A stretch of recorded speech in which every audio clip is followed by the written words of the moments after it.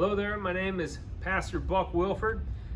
I'm the pastor here at Brunswick Community Church. We're located right in the Rito's Bakery Plaza at 1930 Pearl Road. We have church at 10 a.m. on Sundays and Bible study at 6:30 p.m. on Thursdays. We also have good Christian education hour at 9 a.m. Sundays if you want to come a little early.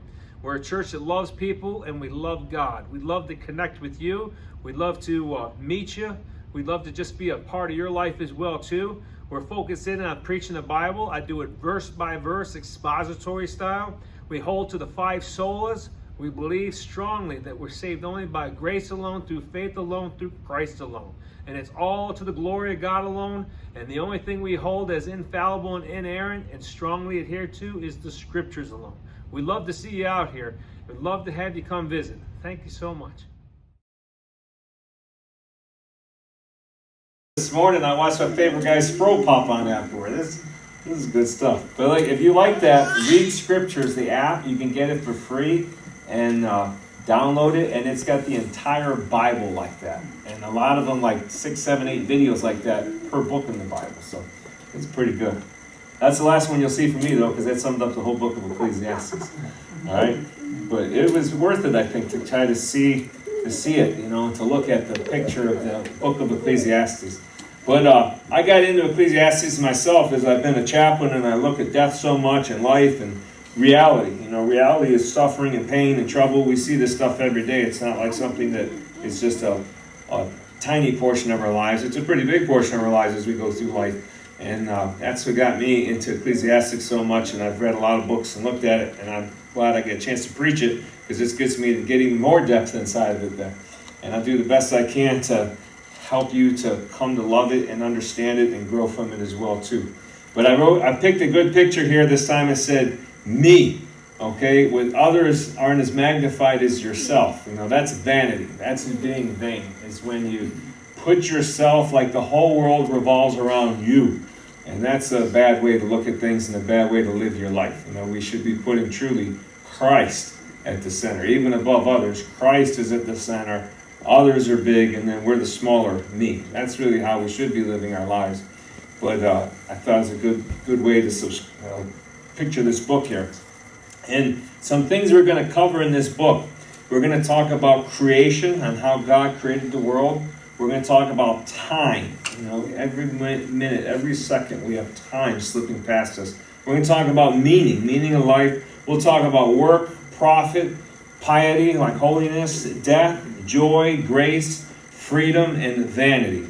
It's a chest full of puzzles that we will meet with only some success, like all things in life. There's still going to be so much more even after you watch this. But you know what? It's so worth to be here to get into it some. I heard the saying when I was in the Army all the time, it's better to have tried than to have never tried at all. There were things that the only thing I wish I would have tried out for I did was Delta Force. I bet I could have made it. But maybe not. But at least I could have tried out for it.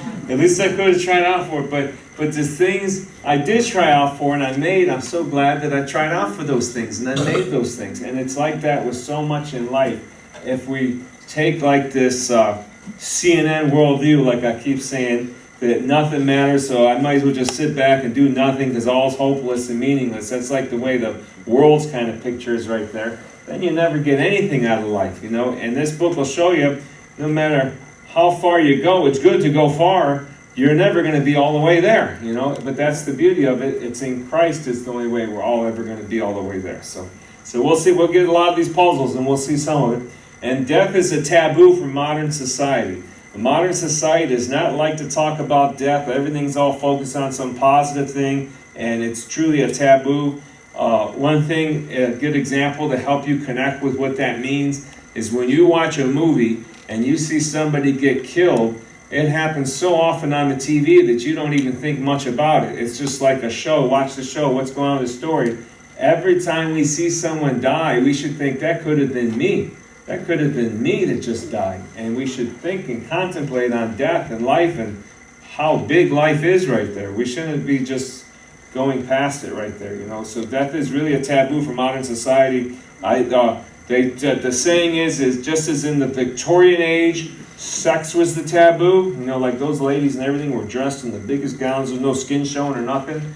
Now that's not like that anymore, but now today, death is the taboo. It's like, don't talk about death, don't go there, don't go toward there. I mean, it really is something that's taboo. It's like I read once, it's like when we go to a funeral, the body's, it's like we're going to a banquet, a tea party or something, a banquet, and we're all dressed up and we're all nice, and the person's dressed up who died too, and they're laying in that coffin. It doesn't even look like they're dead. In reality, there's a whole lot of stuff making them look nice. They're already rotting, they're stinking, their body's falling apart. They're never coming back again. But in a funeral, it's like everything with our society now today is trying to paint everything as if it's not really reality of death. And death is a real reality, and it's coming for all of us, like it's and this book faces that as well too. And it's a mirror to see our weaknesses, this book. It'll help us as we look at this book and we look at what it says. We'll see our weaknesses in our own thinking and our own philosophies. And truly at the end of it, the point will be that we should fear God in the midst of uncertainty. And in life, there's uncertainty every single day. All the time there's uncertainty. It could be uncertainty today, like what's going to be? How's this going to end up? Is this always going to be this way? What's going to happen next year? What's going to happen at the end of the day? I mean, there's all kinds of uncertainty. Heck, in my job, I heard them say this week with UH, they lost $184 million in the last year in the negative. So now there's going to be big employee cuts, and people are like, oh no, am I going to lose my job? What's going to happen? What can you do about that? You can't do anything about that. You got to live life and go forward as it is. And it happens to all of us all the time. And that's what should we be doing in the midst of all that? Fearing God. Above all things, we fear God, we trust Him. Couple slides, no more, and then we're getting the meat of it, okay? But I think it's important so we get in the same base of understanding. Hebel, also you can spell it Hevel with a V, these foreign languages and stuff, these are transliterations, so depending on how you say it, somebody thinks it should be translated, that's why it could be Hebel or Hevel.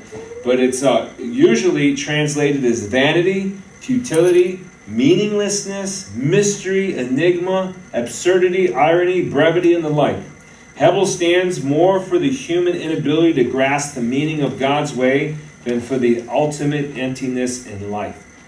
For us to try to grasp God is tremendous. It's like, I think of myself as a Reformed Baptist. We're Southern Baptists, but in Southern Baptists, I consider myself very Reformed. And we're not so much about pictures of Jesus. Pictures of Jesus break the second commandment. I don't like movies showing Jesus. I don't like pictures of Jesus. I don't like anything that has a picture of Jesus. To me, it's like you take away from the glory of God. You cannot capture the essence of Christ in a picture, in a movie, anything. It can't come anywhere near to who God is in His reality. That's just like, it's like almost like an insult. It's like I made this guy pretend like he's Jesus, or I made this picture look like Jesus. It misses it so far. If you want to get into that more, and your reader, the best book to get on that is Chapter 4 of Knowing God by J.I. Packer. When I read that, man, it all came down to why I don't like any pictures of Jesus, why you shall make no graven image. It's actually a commandment. You make no graven image of God. And here, we really are limited as to understanding God's ways and God's meanings. If people think, well, I can get it all, or I can read the Bible and boom, I have it all, you're just beginning. But beautiful way that you're beginning. It's a beautiful way that you're in, that you're not outside of Christ, that you're in Christ. But your whole life you'll study, and you'll still see there's so much more to learn about God, no matter how old you are, no matter how hard you work at it. This speaks of the human limitation and frustration that's caused by the vast gap between God's knowledge and the power in our relative ignorance and impotence, okay? There's a giant gap, and what does it do? It leaves us frustrated and upset. The deepest issues of lasting profit, of enlightening wisdom, of ability to change life's workings, of the confidence that we have grasped the highest happiness, all these are beyond our reach in Koheleth's view. You think, who is this Koheleth? All right, next week we hit Koheleth in verse 12. Koheleth is, as they introduced in that video, the teacher, okay? The way I really believe this is right, okay, as I've looked at different things, is because it starts off pointing out the author's King Solomon, is that as King Solomon wrote, he didn't want to write as a king saying, this is what you must believe. He wanted to write as like on the same level you and I are, on the teacher. wanted to like come off of his high kingly throne and come down and be a teacher to us and teach us about life, teach us what he'd learned in life. I believe this is a book that he wrote at the end of his life, after the fall with all the 1,000 women that he had and all the troubles. That's when this book was written, I believe. And I believe it was one author, I believe it was Solomon through and through. But he calls himself Koheleth, which means teacher. And you'll also see that spelled with a Q sometimes. Like I said, these transliterations, don't be confused, it's the same thing it's talking about. Two major themes we're going to see in this book: the vanity verdict and the joy for God's ordinary gifts. Okay, so we're going to see about how everything is vanity and that nothing's really as worth as what you think it's worth. And yet we're going to see joy about the ordinary gifts. And the ordinary gifts of joy that he keeps hitting on throughout the book is food, drink, work, and love. Doesn't mean you got to go get drunk alcohol ways, okay? I really enjoy drinking a lemonade, actually. It's my new thing. I drink some lemonades. Oh, I had lemonade from Mr. Heroes the other day. I thought, what did they put in here? Got to be something unhealthy because it tastes so good. I was like, wow. It was like a creamsicle or something. When I was a young kid, like those orange creamsicles tasted so good, or something like that. So I had lemonade. Oh, I just devoured that lemonade. But there's little things in life, with food, drink, work, and love that you really can find a little bit of joy and peace in. And I tell this all the time. As a chaplain, when I'm with people sick and suffering in the hospital or dying, and maybe they have a terrible thing, a death sentence ahead of them in a few months, I try to say, but just enjoy that food you got right there on your tray. And I say, especially that ice cream right there, because I think the ice cream, how much I like that ice cream. No, I say especially that cookie right there, because you can. And yet, if you don't take time to enjoy what you have right now in the present, you don't have any joy. If you think your joy is something yet to come in the future, you may never ever find it. Very good chance you're never going to get there. You've got to find joy in the present. I remember a lady one time when I was in 14 years old at a school, and she was a lady, I'm still in contact with her now. Her name is Brenda. And I remember, she's older than me, she's like over 60.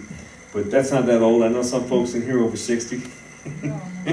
I'm almost 50, okay? So here, one time I was sad, and she said, read this book, and it's called The Present. And since then, I've actually bought this book, but it's a book about an old man and a young fellow. And the old man is just always so happy. He's always so full of joy. And the young man always enjoys that so much.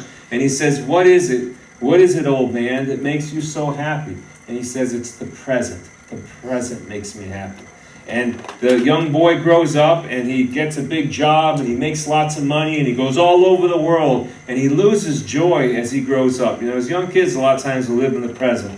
But as we get older, we all of a sudden think somehow the joy or the happiness is somewhere else. And as he goes through all this, it frustrates him so bad. And he even goes back to the old man who's getting really old and says, what is it? What is it that makes you happy? Because I need happiness. I've searched the world. I've done all these accomplishments, and I can't find joy or happiness. And at the end of it, the old man dies, and the young guy turns old, and all of a sudden it's like a light bulb goes on in his mind.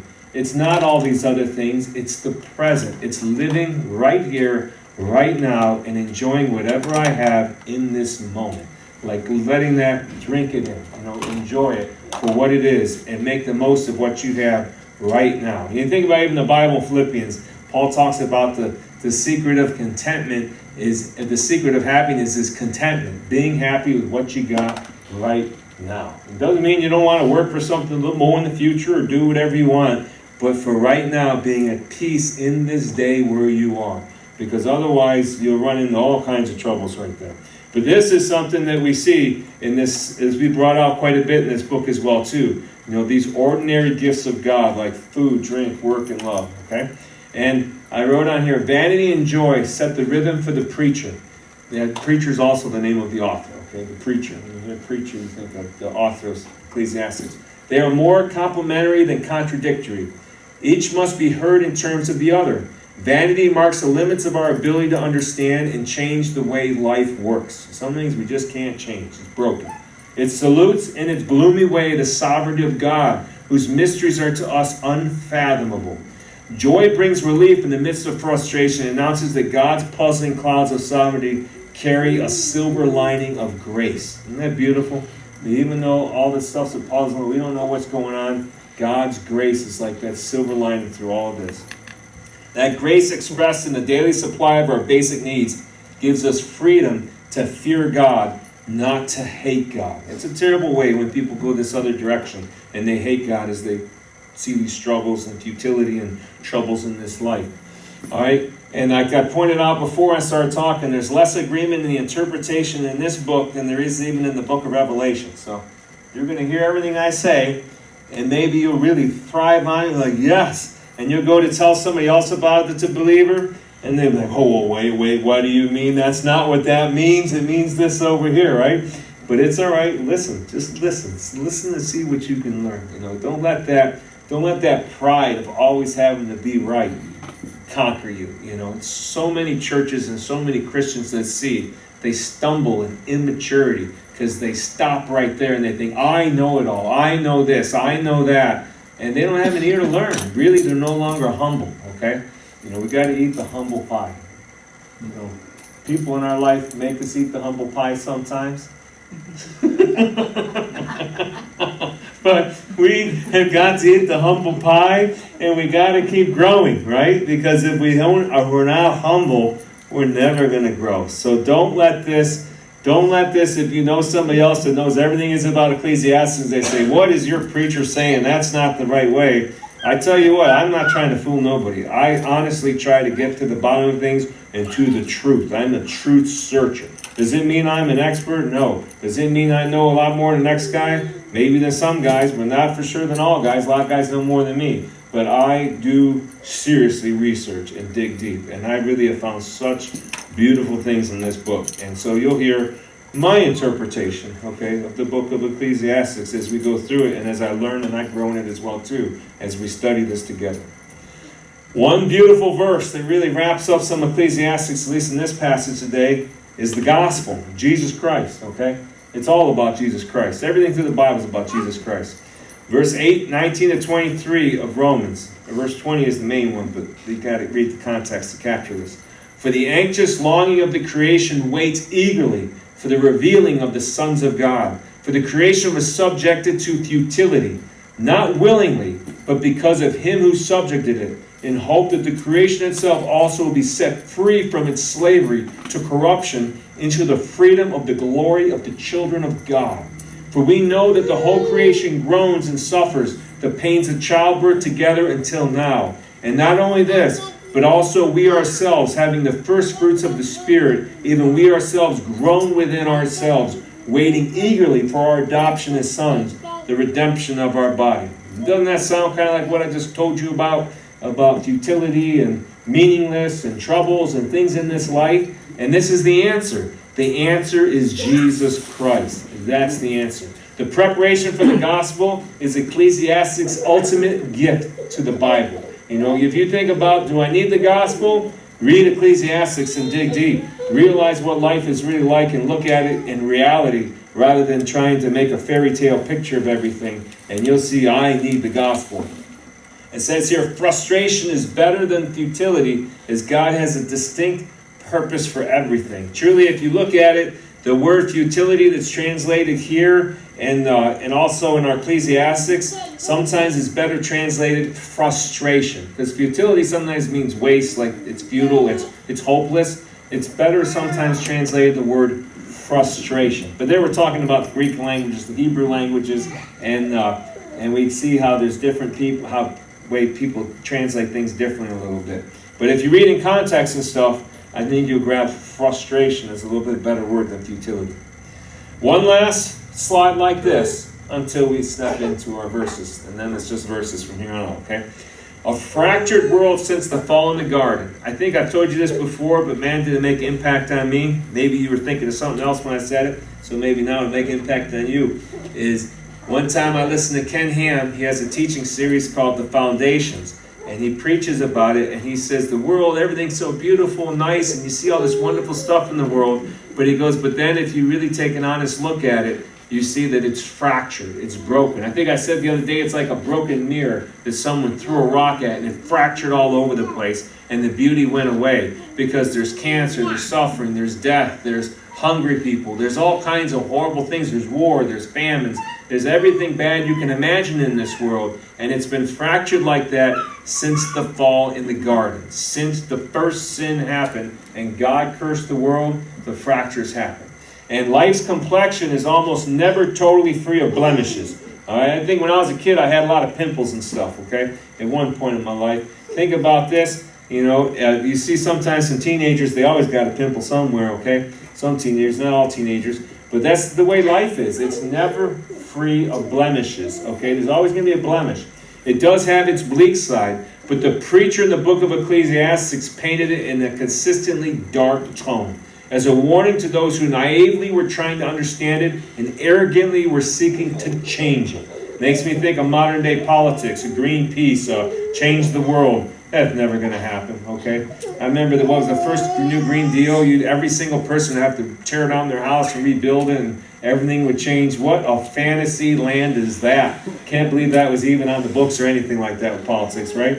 And we're never going to be able to change it. And this is like part of the way that Ecclesiastes shows is there's things in this world that we can't change, okay? It's fractured. It's broken. His opinion was not that life, the way his contemporaries were living it, was basically and usually good, with occasionally painful exceptions. To the contrary, he announced life the way you are going at it can only be labeled good. We do not look at it closely.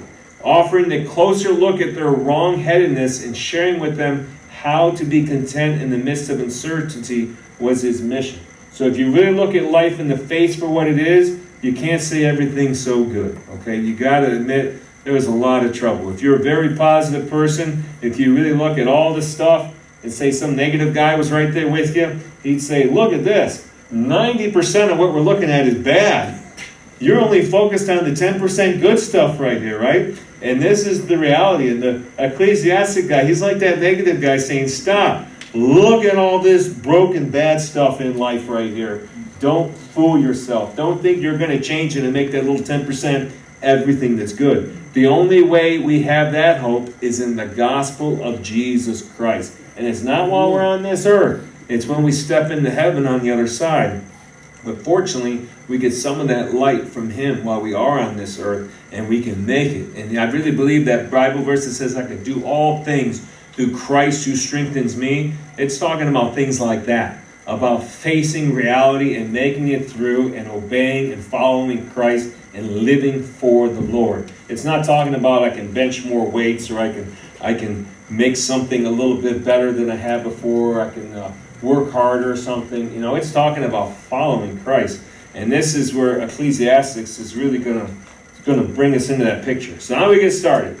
The words of the preacher, the son of David, king in Jerusalem. Okay? This is why I'm so sure that this is King Solomon right here. That the author of the whole book is King Solomon. Okay? Not like, it wasn't until the 19th century, the 1800s, when the Germans stepped off of good theology. Germans brought some great theology in Martin Luther's day and stuff. In the 1800s, they really went in the bad way. They call it higher criticism. Started questioning, did Solomon really write this book? They even questioned, did Moses really write the first books of the Bible? Did all these things? And that's where the theme changed. But up until then, for possibly they believe that there's different people that fight. They say the book was written in 300 BC. I believe it was written in like 900 or 1000 BC, during the days of King Solomon. 300 is awfully new. But it's all these different views. But I would say the best view is to go with the biblical view and to go with exactly what it says. The words of the preacher, the son of David, king in Jerusalem. And Solomon likely was at the end of his life when he wrote this book. All right, he spent a life of chasing after futility. He had 1,000 women. Okay, King Solomon had 700 wives and 300 concubines. Okay, you think, what's a concubine? It's like a sex slave is what it's like. It's like she doesn't have the same rights as a wife does, but you know, that's what it's like. It's like a in your harem type of thing. Okay, it's concubines, and King David had them too.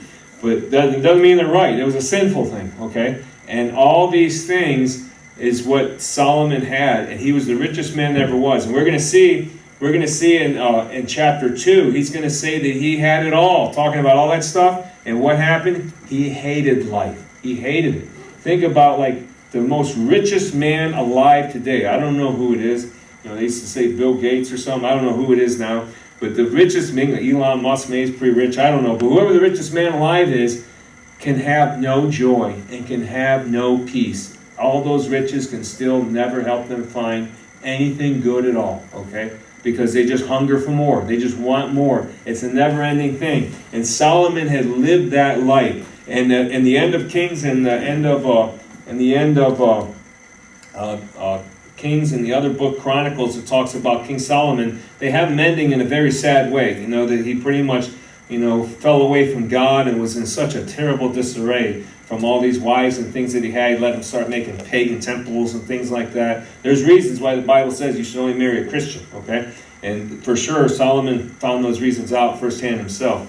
But here what happened was, I believe, and some other guys believe too, that they're scholars and smarter than me, that this was written at the end of King Solomon's life, when he'd realized how bad he'd messed things up, when he'd realized how bad he'd wasted the life that he had and that God gave him. And that's where he wrote this book. And that's why it's such a book of beauty as well, too. And the purpose is for us to see life in all its complexity, frustrations, and disappointments, to focus not only on the joys, but also on the pain of life. So here he says, "A vanity of vanities," says the preacher. Vanity of vanities. All is vanity. This is the central theme of the whole book. If you know anybody who knows Ecclesiastes, and they say this, they've read it a little bit of it, or they know something about it, okay? This is the theme of Ecclesiastes. And what does this vanity mean? Hebel, like with a V, you could use V, and really it could be best translated as a vapor, okay? And nobody can control a vapor. A vapor just comes and it goes, all right? In the sense that it's been overhauled, overvalued, and cannot be fully understood or depended on as ground for security, satisfaction, or hope. This is what vanity is. It's what this is about, is that it cannot be dependent. All the things you put your hope on in this life outside of Christ, it can't be your ground for security. It can't be your ground for satisfaction. It can't be your ground for hope. Only Jesus can be that. It's that which is passing or temporary, that will not last, which is everything. Every single thing in this world is going to come and going to go. Somebody even commented, we got these nice chairs, and I like these chairs too we got. They were somebody else's chairs. They're probably 10 years old, but to us they look like they're brand new. And I'm so happy about them. But one year, I bet 10 years or 20 years from now, we'll be like, these old chairs, we've had them forever, right? And the same with your cars. You have so much money, cars cost and stuff, and in 10 or 20 years, you're like, oh, now I need a new car, it's all broke down or something. Even our houses. Eventually our houses go down, and don't last. And our bodies don't last. And everything eventually disappears and goes away. Every single thing is temporary. Actually, even the earth's temporary, because one day God says he's going to destroy it. It's going to go away and it won't exist anymore. All creation, God's going to change around. And truly, this whole book is very philosophical. So if you like philosophy, you're in the right place. I'm going to bring it alive, so if you don't like it, I'm doing my best so you don't fall asleep, okay? All right, here it is. What advantage does man have in all his work, which he does under the sun? So you think about all the work a man does, and he asks, what advantage does he have in all the work he does under the sun? And in the end, it all goes away. Yet it's what we must do. We got to work. It says in the Bible, you don't eat, you don't work, you don't eat. You shouldn't even eat. The Bible doesn't condone welfare. Doesn't condone somebody doing nothing. We see in the rest of the Bible we're supposed to be doing stuff. But yet in the end, where does it go in the end? What does it get us? Labor for food which endures to everlasting life is what John 6:27 says, is what Jesus said. He said, what we should be laboring for is the food that endures to everlasting life. And what food is that? That's the food of the Bible. That's the food of soaking in God's Word. That's the food of feeding on God rather than feeding on anything else here. That's the labor that endures for everlasting life. And John 6:29, right in the same area, the work of God is to believe in Jesus. So if you want to know what work you can do for God, believe in Jesus Christ. That's the work of God. And this is how all our work becomes profitable when we have that. Under the sun, the here and now, what we can access by our senses, like a tooth that sometimes aches, we have to get used to it. Because there's trouble in this life. There's trouble with one another. We're all broken. We're all troubled. None of us are perfect, okay? I remember when I was in the Army as a young fella, before I met my wife and I was a single guy, I lived with a lot of fellas. And I tell you, there was only one fella I lived with that I'd like to live with again sometime if I had to have a roommate. His name was Brent Jessen. Man, he's a good guy. He was a major paranoid type of fellow, though, so he kind of disappeared off the face of contact when he moved on, because he's, super secret squirrel type guys. That's how they go. But he was a heck of a fellow, and I liked him a lot. But most of the other fellows, I liked them a whole lot until I lived with them. And then I was like, oh, man. There's a lot of troubles with these fellows. It's different when you're married because you get used to each other and you're committed, marriage institution together. But you think about that when you're with other people, and truly all of us, all the time, got to always work at getting along with one another, because it's not easy. It's never easy, okay? And it's like churches, okay? Churches are not easy places because there's people in those churches, and those people are sinners. We're all sinners. Some people get mad when I say that. Left one time when I say we're all sinners. We are sinners. We're sinning saints. We're saintly sinners. We're sinners who have been redeemed by the blood of Christ, but none of us are perfect. If we think we're perfect once in a while, we got to look at it really hard in the book of Ecclesiastes. Realize we're just as broken as the rest of the world's broken, okay? All of us are broken. And it takes energy and strength and love and all kinds of stuff. And it's like this tooth that sometimes aches. We got a tooth that aches. I don't know if you ever have a tooth that aches, but if you had a tooth and you go to the dentist and they're like, oh, nothing wrong with that tooth, we're like, oh man, it hurts sometimes, or it bothers me. And it's kind of like that with life. You think about last year I broke my shoulder. You guys remember that around? I still have my thumb is numb a lot of the time. My thumb's numb. And I'm like, I wish my thumb wasn't numb. But you know what? That's probably the way it's always ever going to be. Because it damaged some nerve, it's always going to be numb. It's just something I got to go through life with right there. And that's the way all of life is. We can't fall apart because there's something that's crushing us, because there's always going to be something crushing us. Every single one of us. There's going to be something there. Don't think that there's some bright day on this side of heaven. There'll be nothing there. Maybe temporarily you'll get a little relief, but then something else is going to come. All right, so he says, and all your work, what advantage is it, which is done under the sun when it all comes down to it? He says, a generation goes and a generation comes, but the earth remains forever. And this is the sense of our human lives. How many human lives have been before? I'm a young earth guy. I believe the earth was created about 6,000 years ago. I don't believe that the earth is billions of years old. In fact, if you follow that knowledge, I keep listening in the science, it keeps ending up to be 4 billion, 6 billion. I think more than that billion now I'm hearing about.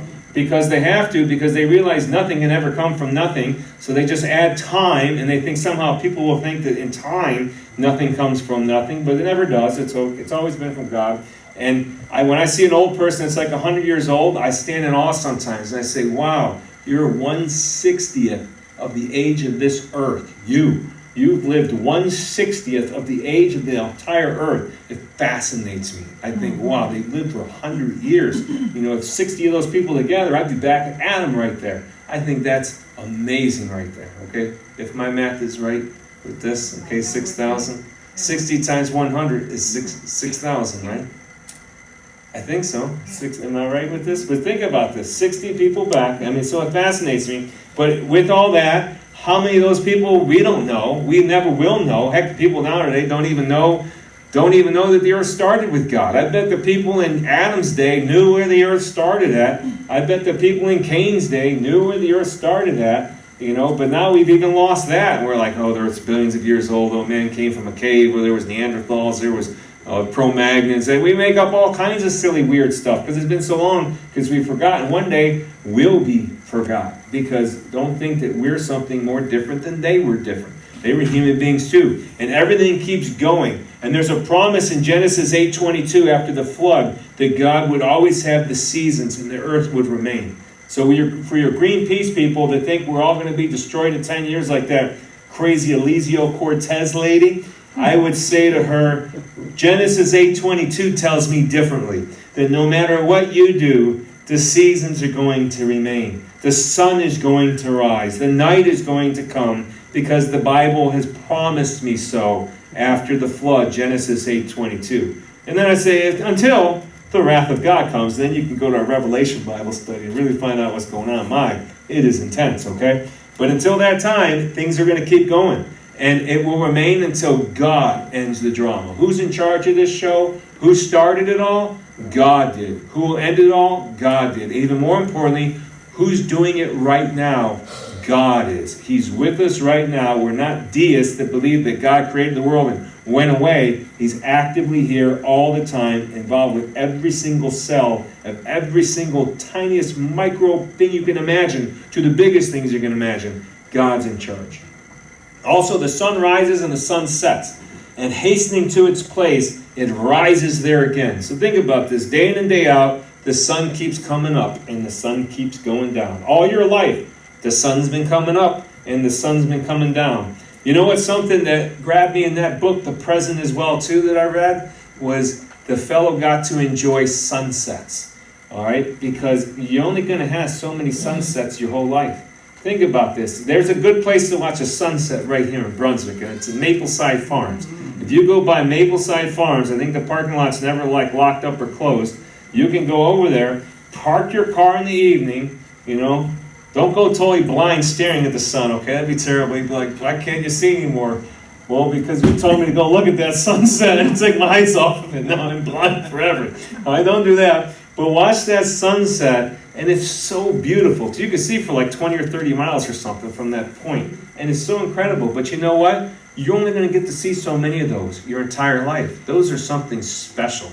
Then your days aren't going to go on forever. You may not even be able to drive over to Mapleside forever. You may get broke in some nursing home or something, staring at a window or staring at a wall the rest of your life or something. Who knows? But the thing is enjoy those things.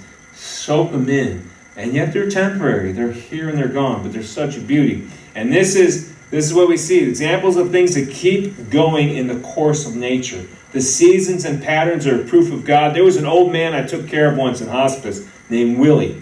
Man, did I like Willie. Willie was from Alabama. He was a black fella, and he just was amazing to talk to. I liked him so much. You know what he told me?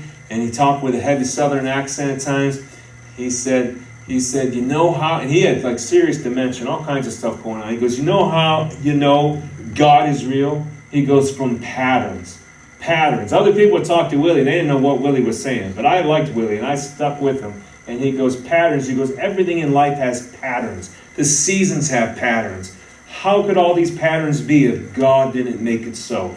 And I thought, here's a fella that's got all kinds of trouble. And I don't think he probably didn't even have a high school education. Didn't have anything. But he knew that God had made everything. And one of the big ways he knew it was from the seasons and the patterns. He was a strange fellow in that he wanted to read the Bible, but he could never get past the first chapter of Genesis. He would get in such depth, I knew him for years. We never got out of Genesis chapter 1. But it was beautiful that much depth was in one chapter of the Bible. I don't think in his whole life he got out of Genesis chapter 1, actually. But I mean, I'm telling you, the beauty that he saw with creation and that God made it all, and just how much God is real just from seeing things like this, the sun going up and down, the seasons coming and the seasons going, that they're proofs of God.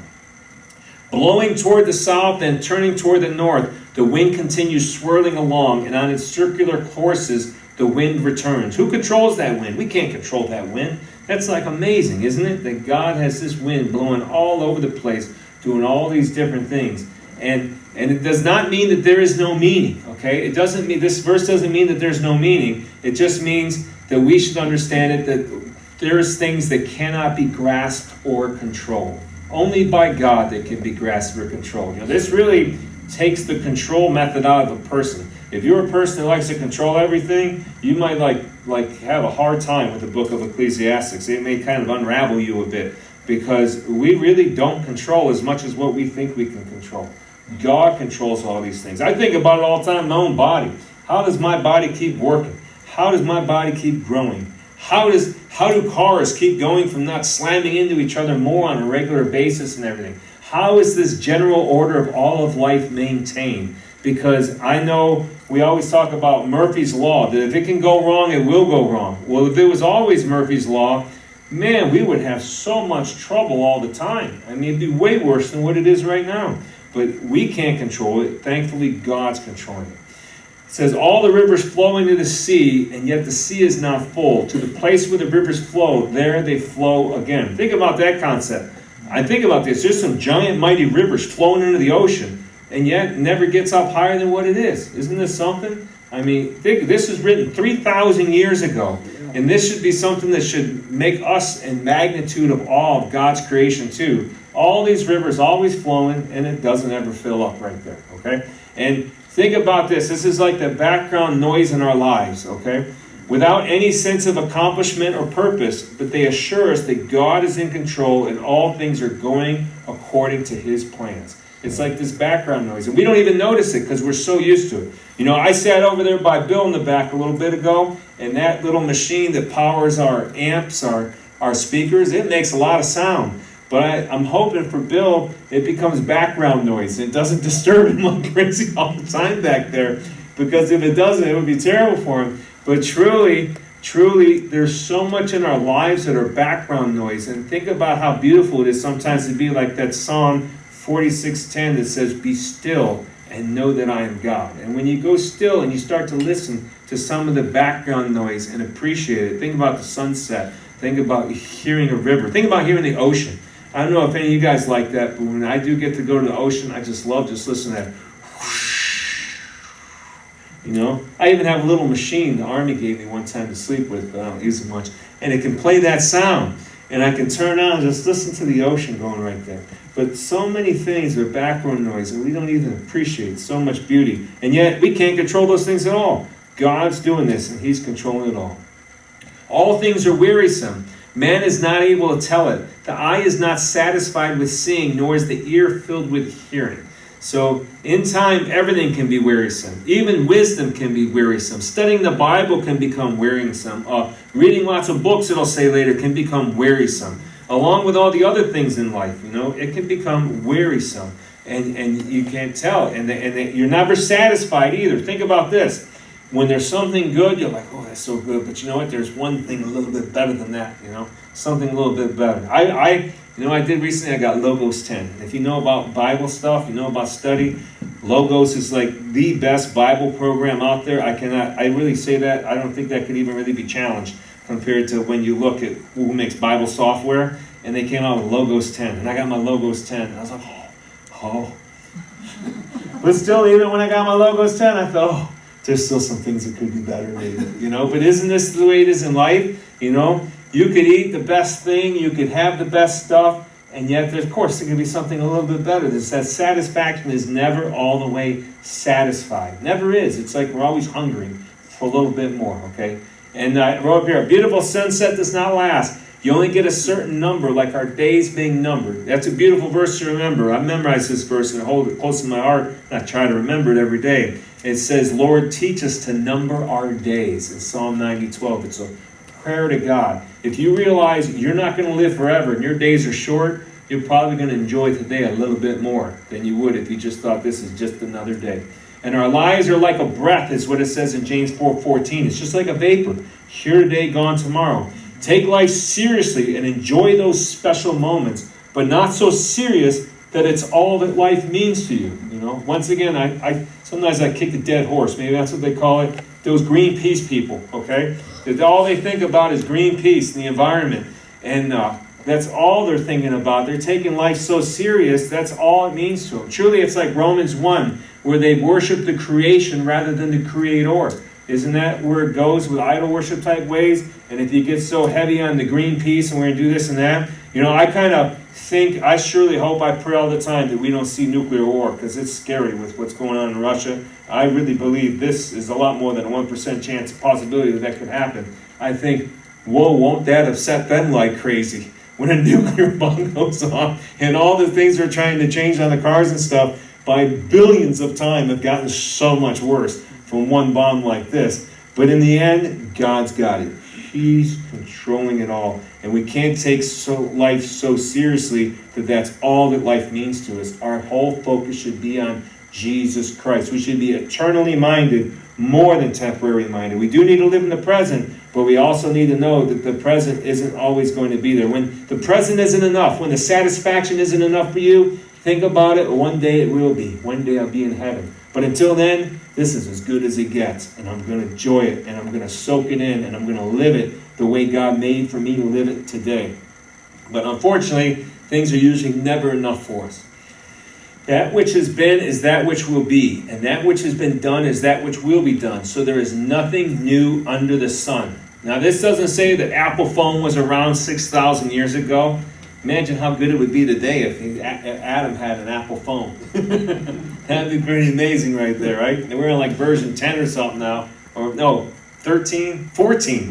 The 14's come out. Imagine we were on version 6,000. All right? But it doesn't talking about this, okay? It's talking about human nature. Human nature does not change. When you read the Bible, the reason you can connect so well to the Bible is because it connects directly to your soul. Because it's talking about human beings and God's talking about you. And you think, oh my gosh, this is speaking about me. Even though it was written thousands of years ago. Because human nature does not change. We're still the same. And that's why it's saying there's nothing new under the sun. And think about this. A machine gun. You know, I'm a big gun guy.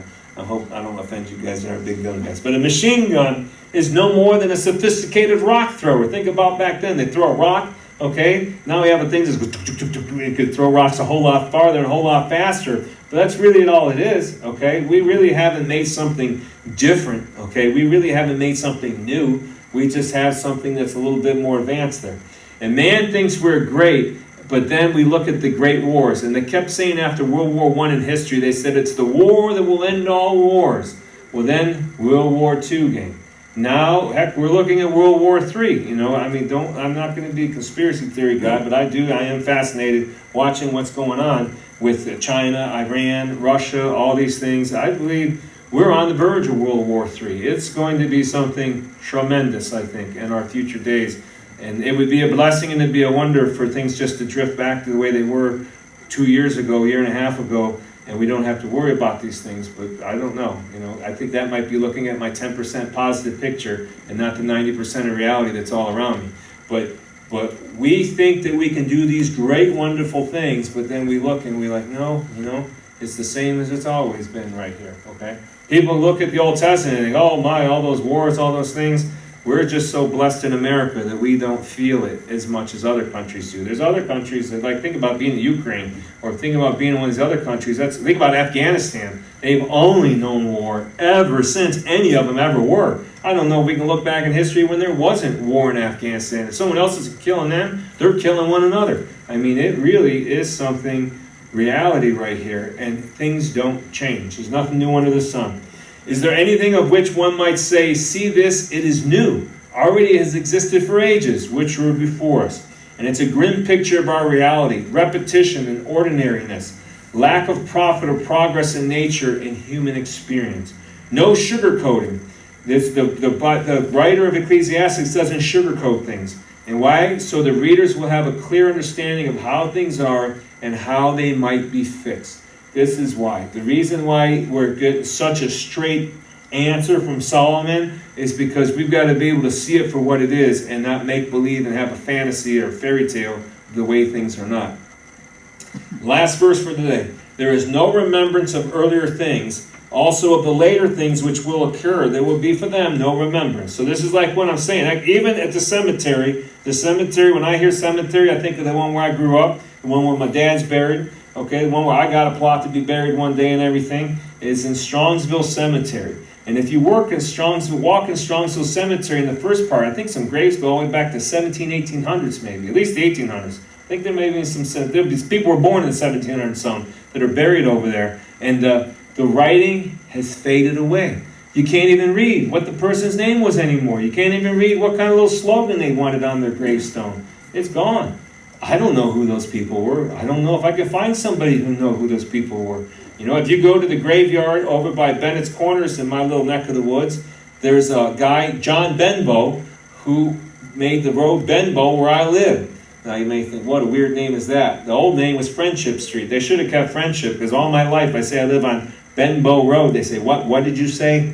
And I say, Benbow. They could making something up or being rude, but I'm not. But all those guys, Hunt, Drake, all those guys that there's roads around, their graves are over there. You can go look at their graves over there. And some of them, their graves have like fallen over, because the earth moves up and down and everything's all shaky and rickety. And you think, oh, what a shame. How could it be? But this is how it is in the end. In the end, we'll be remembered for a little while, but I bet the great-grandchildren, unless you're somebody that gets started as a real young person, the great-grandchildren probably won't even know who you were. That's how reality is. And you think about books. Remember I told you how much I love books? I have 18,000 books in my logos, okay? I'm being a little prideful there, but I love books, okay? And I love digging deep, right?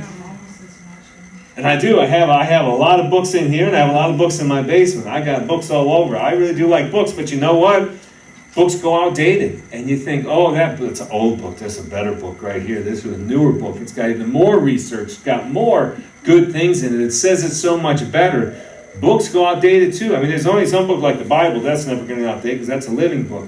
But Pilgrim Progress, I don't know if that'll ever go out of date either because it's such a good book right there. But books go out of date, and we do as well too. We go out of date. Think about when you were a kid and the way things were when you were a kid. Maybe they wore the bigger glasses. Maybe the guys had like a feathered hair back and stuff like that. Maybe guys had like I don't know what they call it, the hair that comes down your neck right there. Everybody now is like a mullet or something. They're like, oh, mullet. Look, who's got a mullet? But back in your day, that was the thing. And now you look, and that's not the thing anymore. It changes. Things go outdated, and we'll go outdated as well too. But here's the key picture, this is the world that Christ came to save. It's all about Jesus. We don't get our minds focused on all this temporary stuff or the sadness that all the temporary stuff is coming and going to include ourselves, but on an everlasting Christ, on Jesus Christ who came to save us. And my last slide says, do you know there is much more to life than what we experience? I hope you do. I hope you're not just an experiential believer. There's churches like that now. If they don't all get pumped up and full of joy and bouncing up and down off the walls and hooping and hollering, if they don't feel like they've had church, and it's all just based on experience. And while it's nice sometimes to be in an experience like that, you can't live in an experience like that because you have your ups, you have your downs. It's just fake if you're always right there. And life is so much more than what we experience. And my question is, do you have new life in Christ? Are you born again? Is your life renewed by Jesus Christ? Is He your number one in your life now instead of me? And another question, are you aware? Are you aware? Are you looking at things, or are you just looking at the positive picture only? Maybe you're only looking at the negative picture of things. That's not good either, We've got to try to see everything and keep our eyes open.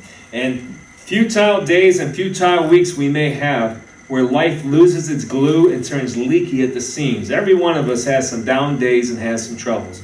If we're honest, unless you're some super person, which none of us really are, you're probably faking it if you are telling somebody you don't feel comfortable being vulnerable with them. But we all have times when we lose the glue and we just fall apart. But a futile life will not be our lot. Christ's news is too good to let that happen.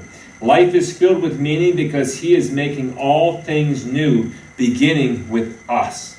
Christ did not come to make you successful in life, but to save you from its fallenness and yours, and to bring you into a world where nothing is ordinary and where everything is new. That's the way it's going to be in heaven. There'll be no more ordinary stuff. There'll be no more. Can you just imagine being in heaven and saying, the best steak I ever ate? I remember my brother-in-law Jason made it for me. It was a prime rib that this fellow that came to our church, he gave me this prime rib. I forget his name. You guys, Wyatt. Wyatt came to our church, and for some reason he gave me some prime rib. I said, okay, I'll take it. And he cooked it, and it was so good. It was so good, I ate like 3 pounds of it, okay? And that's a little excess. It's not good. But it was so good, and I haven't had a thing like that since, okay? But can you imagine like that day when I ate it, I remember feeling so bloated and stuffed that I kind of ate too much, and that's a bad feeling, right? Can you imagine being in heaven and having something like this, like the best steak or something, and it being so satisfying that nothing could ever be more satisfying than that? And there's no ill feeling, and there's no bloated feeling. And it's like that with every single thing of every single moment for all of eternity. It's something so hard for us to grasp because we are so kind of used to the broken stuff. Even if you're a positive person, you're like used to things just aren't that good, you know. But in heaven, it won't be like that. Nothing will be ordinary. Everything will be new, and we'll never tire of it. It'll never be like, here's my new car and it's so nice, but then 3 or 4 years later, oh, it's not so new anymore. You know, my car is pretty new. I got it in 2018 on my wife's birthday. No, it's 2018 on your birthday. It's a 19, but I got it in 2018. It came out a little early. But here was the thing. It's brand new still, but I still already have 112,000 miles on that car. Man, I have ridden that car all around, you know. I'm comfortable with it and stuff, but it doesn't have that new feel. I was around a new car the other day. I could smell it 10 feet away, outside the car with the window shut. So, oh, that new smell, okay? But imagine one day, it won't be like things wear down like that things get old, that it'll be like that with everything so much all the time. It makes me think of C.S. Lewis's play, The Great Divorce, and the people that go to get to heaven to do a little field trip is what the story's about. The grass is like so sharp and so pointed and so big, and everything is so much more full of color, and they can't believe it. And it's because heaven is so amazing. And his thing, though, the reason the grass was so pointed was because these were some sinners that still had a lot of things they had to be cleansed of by the Lord if they had salvation. And that like jabs you through when you hit the holiness of God, when you hit the good thing. When you read the Bible, it should cut you through to the heart. It cuts us through. But one day, imagine not being cut through to the heart because there's no more sin in our lives because we've been redeemed by Christ fully and we're right there in heaven with Him. It'll be beautiful and it'll be amazing. But with all this, I'm going to close, and I want to always make the gospel responses. If you aren't a Christian today, which I surely hope you are, I think it's the most important, most valuable, most privileged thing in the world to be, you need to repent and believe the gospel. Go toward